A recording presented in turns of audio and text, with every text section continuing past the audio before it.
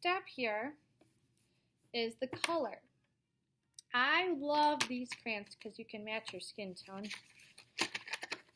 at least a little bit more accurately than if you were to just try to find like tans and peaches. They're kind of already pulled for you.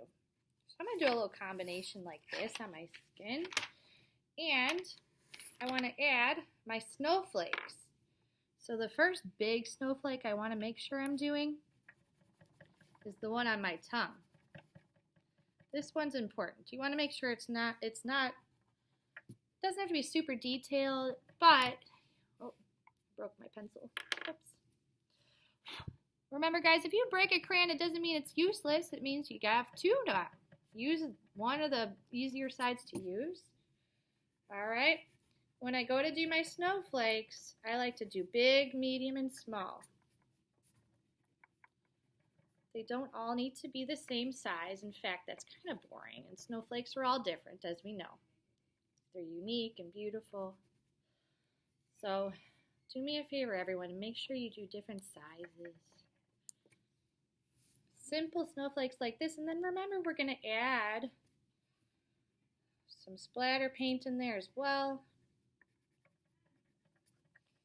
Fabulous. Okay.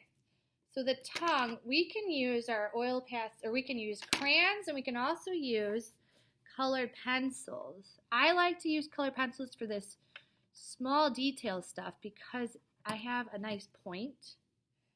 And you guys, again, you can even use like regular colored pencils too.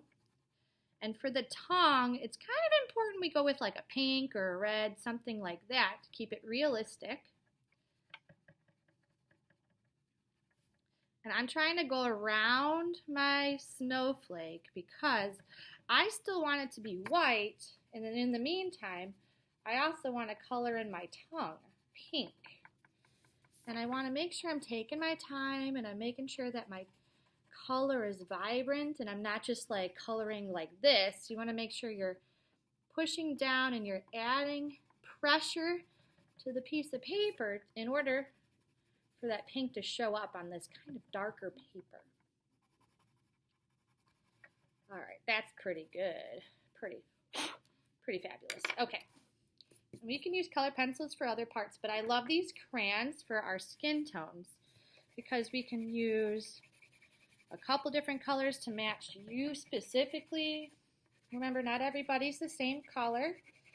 That's the beauty of it.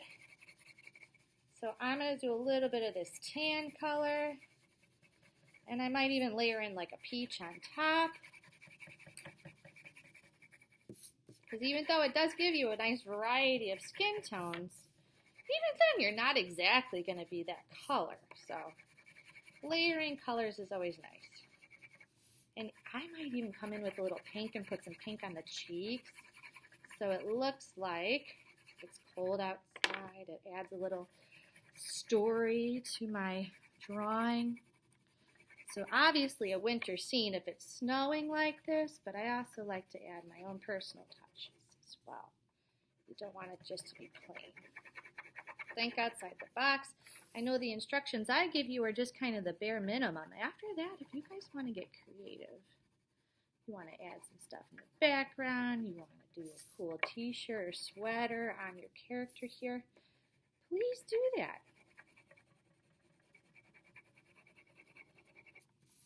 Okay, and I'm going pretty fast. I want you guys to have enough time to work today. So understand that I'm going pretty quick. You should settle in, take your time, put some thought into your color choices, into your coloring. Don't rush it. Okay, I like a little pink on the cheeks, but I'm probably going to need to use a little bit of colored pencil to do that. And even then, I don't think the colored pencil looks very good. So if you want pink crayons, that of course is an option. I'll get you guys pink crayons. No big deal.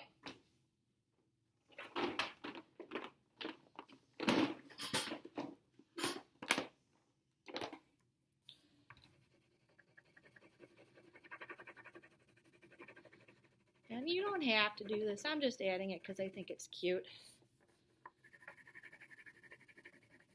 And with crayons too, guys, you can peel the paper off if you need to. They don't keep the point forever. Okay.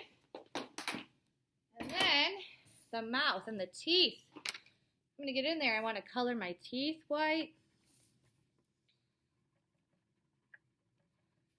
And you guys can use your colored pencils for your hair and your sweater and your scarf if you would like to, because I know it's easier to color with the point, and you can always go sharpen your colored pencils. It's really hard to sharpen crayons.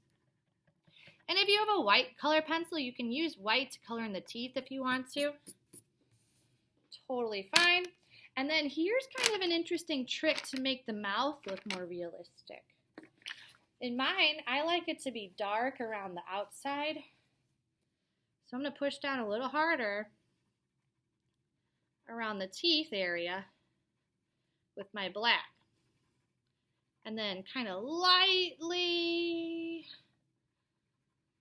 let up on the pressure. And put a little darkness up here because that's the farthest part of the mouth from the opening, like where your tongue is. And so from here, then I can kind of like lighten up my pressure and have it just not be so dark. It's still colored in, I'm just not pushing down as hard. You guys see this? It should be rather smooth, like dark. Gradually turn to a nice lightish gray around the tongue. And that's all based on how much pressure you apply to your crayon.